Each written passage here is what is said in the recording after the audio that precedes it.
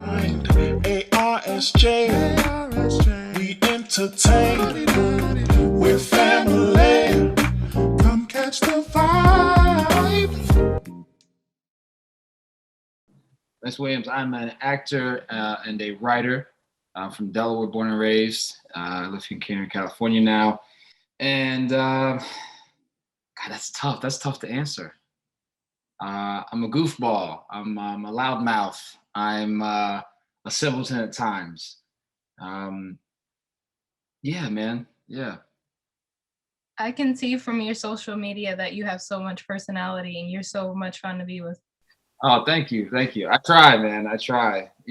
Especially like when we're working on set, when we leave set every day, I always want to feel like, you know what, yeah, this is why we do it.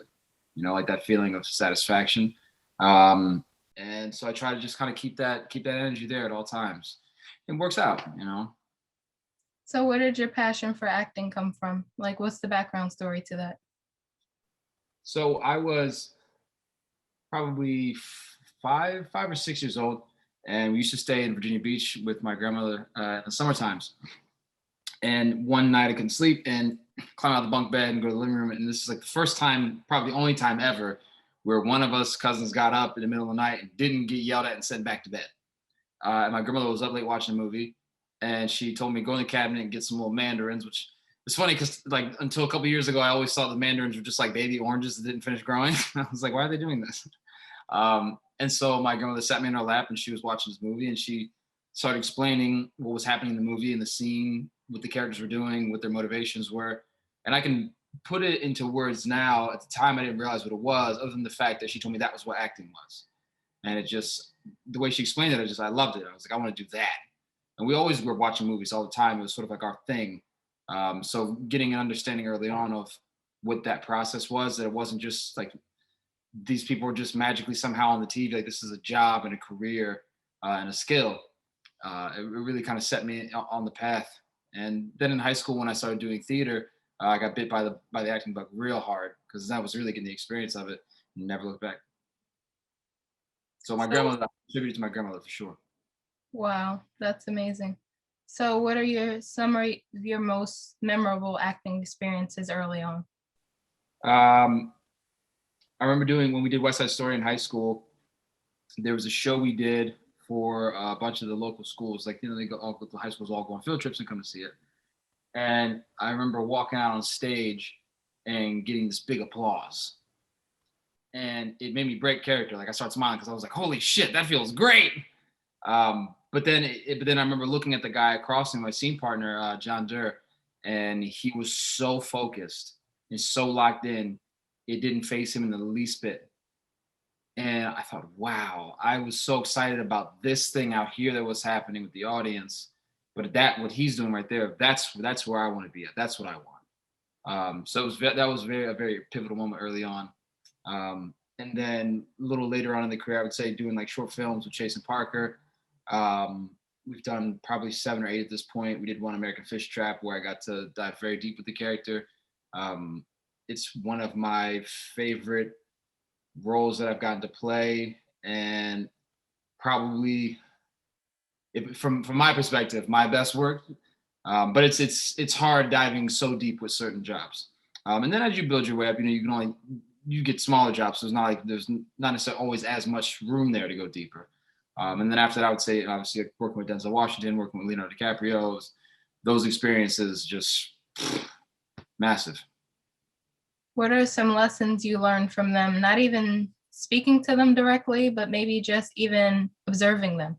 Yeah. So with Denzel, I actually got to have a brief conversation with him, and the scene that we did was not scripted, in the sense that like we didn't have dialogue on the page. There was the action that he had to do, and Antoine Fuqua just told me, he was like, "You better fucking cry. That's it." I was like, "Okay, no pressure, shit." So now I'm going into this, I'm like, "Oh man, I gotta cry. Like I gotta really, and this is Denzel I'm doing this with. So like, if it's some bullshit, like everybody watching this is gonna be like, that doesn't look. And so I get into the space. Thankfully, I find it. We improvise the whole scene back and forth, try a bunch of stuff. And there was one point where like we were laughing and joking, and Denzel comes back into the room. And I think he had we rehearsed like him breaking my hand, and then he like when I sat back on the couch, he like shoves a bowl of chips in my lap. And so I just like instinctively, like, because I was trying to be funny, just started eating the chips. And he came back in, he said, "Oh, this guy's ready to act." Yeah. And I was like, holy shit, wow. But we finished the whole coverage, and Denzel sitting on the couch next to me, and I said to him, I was like, "Mr. Washington, I just wanted to say thank you, and he reached out and shakes my hand. So I just want to say thank you for being willing to play today with me and like try different things and just, be open to what I was given and, and giving back. Because I was really kind of nervous about the scene, with the emotional level of where it is." And he goes, "Well, you know why that is?" I said, "No, sir." He goes, "Because we have expectations." It's okay. He said, "Do you know why we have expectations?" I said, "No, Mr. Washington, why?" He said, "Because we think we're never wrong." He smacked his leg out and walked away. And it was the funniest little moment, but it just always made me think about like, well, what expectations do I have going to the scene? Why do I think that's what the scene is supposed to be? So just watching him, the way he would get back into his character, I don't know how much of what you heard last, but the way that he operated on set, being so aware of everything around him, being aware, and I'm sure this comes from just the amount of experience he has, but being able to ask questions of like the camera department, and then, okay, we're shooting this way, yeah, we're doing this, okay, cool, and you watch him make the adjustment to cater towards the camera, and help tell that story. And then even him getting back into his character before we went up for takes, because his character was a dork, and watching him like get really dorky and goofy to kind of like get back into it, and you could see him having fun with it. Even though there's a short, I just did this past weekend where my character also very dorky, and I just kept going back to watching him get into that headspace and how not cool he was in those moments, but that was the character. And so even on some people were like, "God, your character is so dorky," and I was like, "Good, yes, like this, then it's working, and like that's the whole point, is to embody this thing, make such a big leap from who you are, then tell the story the right way." So I think that for working with him, that was the biggest takeaway, was just his ability to manage himself on the set. And what can you say about your acting style? And what have you taken from some of those people you look up to? From Denzel, I would say owning the set, not in the sense of trying to control, but just going for what you need. When we shot Equalizer, there was a strict no phones on set policy, but I knew that like I needed music to listen to before we get into like this very emotional scene. Kind of helped me like warm up into it. So I just put my phone in my little chest pocket, and I had my headphones out. And when I needed it, I put them in. When we were ready, I took them out, put it back. And so long as I was delivering, I felt like it was never an issue. You know what I mean? And it wasn't distracting. I wasn't taking selfies and everything. So you look at it again, like with Denzel, you owning what you need and going for it and then delivering. In terms of my acting style itself, I think when I was a couple years ago, I probably would have told you I was like a very method. But I think that term gets like used so wildly.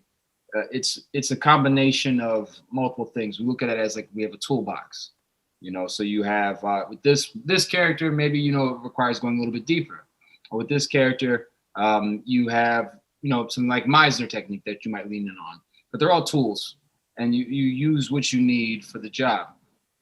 Most of the time, what I find is that when I'm working is just having enough backstory and depth, like who is this character, how do they feel about the other characters, what are the relationships they have, and then inspecting myself and going, okay, are there any wounds or things that I have in me that need to be worked on, that I can work on and bring to this character, that also heal me, make me better as a man, but also give depth to this character. I think if I can get into those spaces where I can do that, 9 times out of 10, I come away feeling very satisfied with what I was able to bring to the story. And let's see. Do you think it's easy to navigate the film industry in LA? So what was the transition like when you moved out there? It's not easy, but it's not easy anywhere. New York and LA, I think it's easier than other places just because there's so much of it going on, which means that because there's so much of the business there, there's more access to the information. In terms of transitioning from the East Coast to here, the biggest thing was just learning how the business works here. You know, there's a lot more networking that goes on here. There's a lot more of that, like rubbing elbows. There's that, which is something I'm terrible at. So you have to start looking at, okay, well, what are the spaces I can put myself in where I can network, but it's genuine and it feels right to me? So you get into acting classes, and you start to curate your own content. I think the biggest thing was learning that out here, there's so much going on that you get lost in the shuffle if you're not focused. And I don't mean in the sense of like a nightlife lifestyle kind of thing, more so in the sense that like if you're sitting around just like waiting for the phone to ring, it's going to be a while, and you get lost in the shuffle. But you go create your own content, which is what I'm doing now with like the cake series on Instagram. It's going, okay, well, I have these things happening in my personal life that I wanted to kind of like flesh out and make sense to myself. And then, well, okay, I want to also do some more acting work. I'm not booking anything, so I'll write these short pieces. We'll shoot them. That'll give me content that I can keep making for myself. I also get to work on, like, it becomes like a personal diary almost. And you're not just waiting around, and it feels good because you're sort of filling in those gaps of time. You go, well, okay, I haven't got any auditions in the last 2 months, but we did like 2-3 episodes of this thing, and that was really satisfying. And then in the process, you meet other people, and they go, hey, do you want to come work on my thing? So, well, yeah, you help me with my thing. I'd love to come help you with your thing. Now you're getting to work even more. And you're not making money doing any of it, but it's so satisfying that you go, and you hope that it's all just steps in the right direction, that maybe eventually someone sees it and goes, yeah, I watched your thing. I really loved it. I think you'd be good for this series regular, But you have to just learn to make your own content and sort of start to cut your own path. I think that was the biggest learning curve, was like understanding that the sitting around and waiting it's not gonna work, because especially coming from somewhere like Boston, it's a smaller pool. It's easier to stand out. But here there's so many people. Everybody's an actor and everybody looks like you. You could throw a rock and hit a light-skinned guy that acts out here, So you have to be looking at, okay, well, what's my niche? What's my type? How do I lean into that? Oh, I'm like the boyfriend guy. Okay, so maybe I don't worry about the crazy, wild, eccentric roles just right now. Maybe I just focus on being that guy. Oh, well, I can make my own content and make sure I'm that guy, but I give myself interesting things to say or vent my thoughts about the world. Okay, well, let's do that then. You allow yourself depth without having to wait for somebody to hand you this crazy role. You just give something to yourself and allow people to see who you are. And the more you're seen and the more your name is carried in different conversations, the more roles you pick up. Absolutely, because it does. It's a snowball effect. So other than daily life, what other things inspire your creative process for content creation?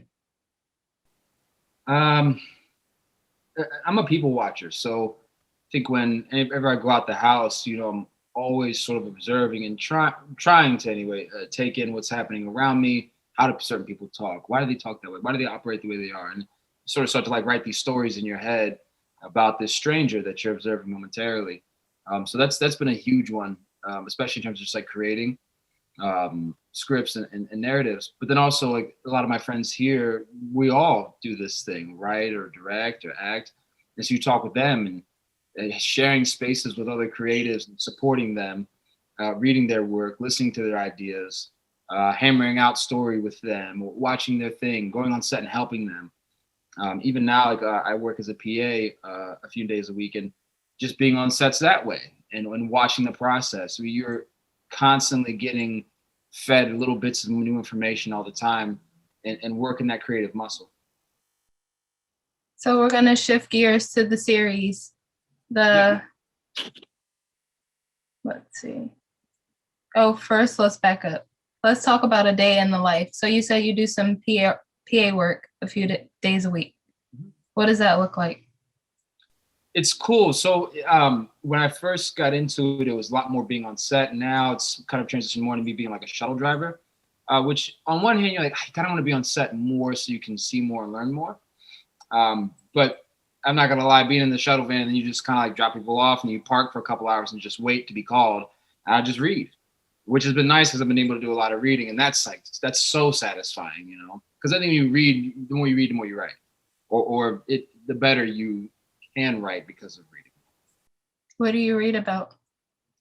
You know, I've been wanting to get more into nonfiction, but I have such a hard time with nonfiction.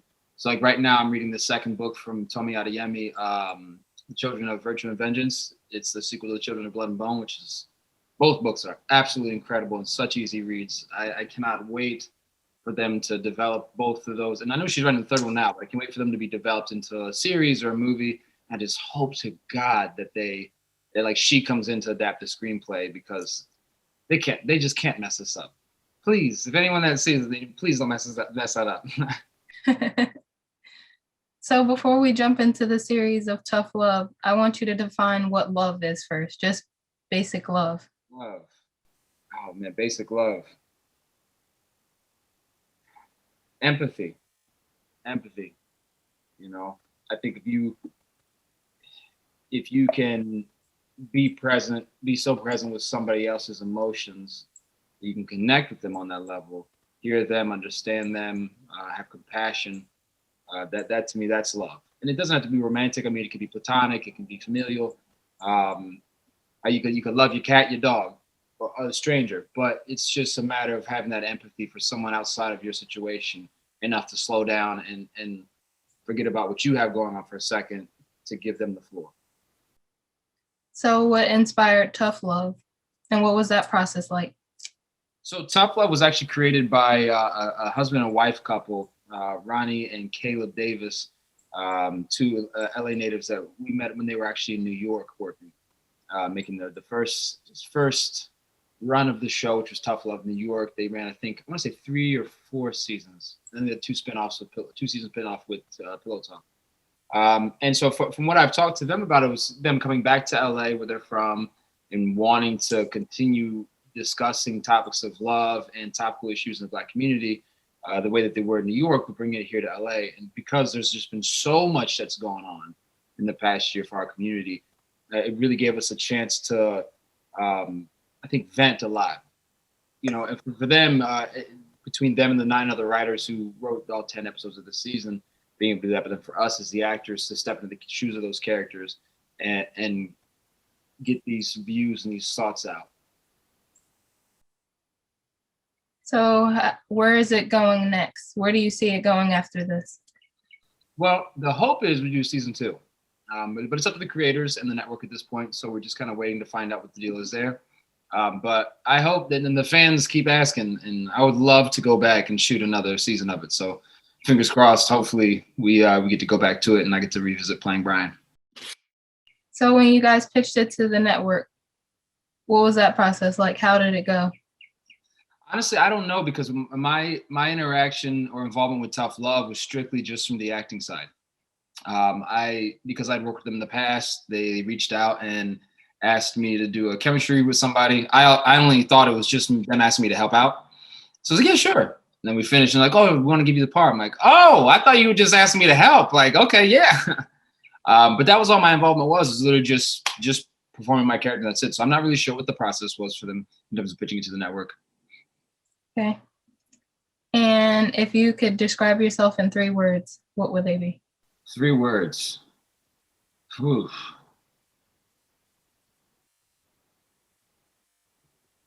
Smart ass. Empathetic. God, I hate just using the word fun, but I feel like fun. Like I try to be like I want to be around people that are fun, who I enjoy. Like when I see them, I go, oh, so and so, hey, I want to go talk to them, you know, and because they're fun to be around. So like that's, yeah, I would say fun. I'm sure somebody's gonna be like, this dude's adjectives are trash, but. Well, I would describe you as unfiltered, because even from going through your social media and some of your responses here today, like you definitely have a confidence to just say what you feel. Have to. I mean, that's the East Coast mentality right there, baby. That's it. We don't pull no punches. It's just off the cuff. It gets us in trouble sometimes, but.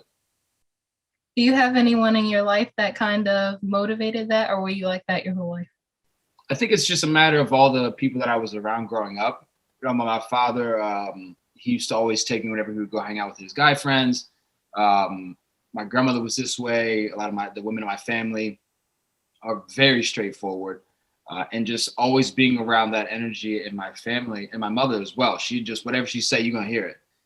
So I would say I would attribute it honestly mostly to the women in my life, because even with the men that my father brought me around, like they're very straightforward, but there's a lot of like joking and bullshit, just like shop talk kind of stuff. But in terms of situations where saying what you think may come with a consequence, but you say it anyway, is absolutely all the women that I was fortunate enough to be raised around. My father's sisters, their friends, my mother, but they held no punches.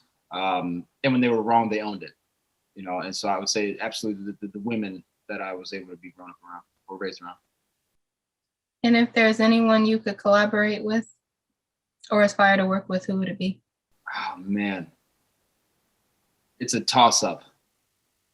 I always have a hard time picking between these two people, but either. Okay, so let's do this. So if it was an actor, either David Oyelowo. Can I give you three? Okay, so David Oyelowo, Chiwetel Ejiofor, and Viola Davis. All their work absolutely blows me away. They're so fascinating to watch every time they're on screen. And I just think that they would be the kind of people that you would learn something from, again, whether you were just observing or if you got a chance to have a conversation with them. I'm sure there's something you would take away and it would move you a little bit further along later in life. But if it was like a director, definitely Denis Villeneuve and David Fincher. So what's your dream role? Dream role, Prince. I got to play him for network television for the Reels Network a few years back. And it was sort of, we did like not a biopic, we did his life story, but it was for a docudrama series, which was kind of a bummer because I thought we had this really good script and it was about 50 pages. So I was like, okay, this isn't going to be a full feature, but like, they'll probably be able to squeeze like 45 minutes out of this or 40 minutes and we'll have like a really good story here. And it being a docudrama, it's a little bit more like a true crime kind of thing. We got like the interviews cut in between these scenes and overlaying audio and stuff. But getting to play him was so satisfying. And that was a dream role already that just kind of made me even more hungry for it.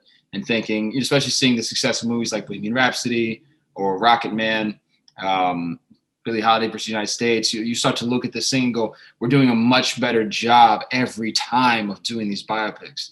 I mean, even looking at like, what was the movie that just came out, the Miami, One Night in Miami. Mm-hmm. Looking at something like that, where again, this is a biopic of biopic of all these people.